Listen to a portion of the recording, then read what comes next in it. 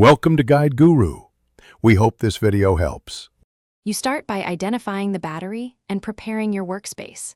First, verify the battery model stamped on the old cell so you replace it with the correct CR2032 or CR2025.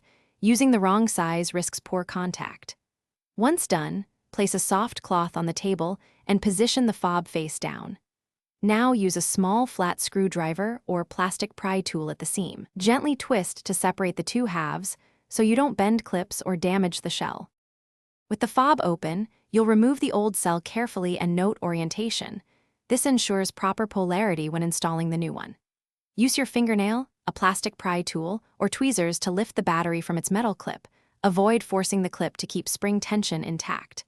Before inserting the new cell, wipe contacts if needed, then seat the battery in the same orientation. Make sure it clicks or rests firmly so electrical contact is consistent and reliable. After seating the new battery, you reassemble the fob by lining up the halves and pressing until all clips snap together.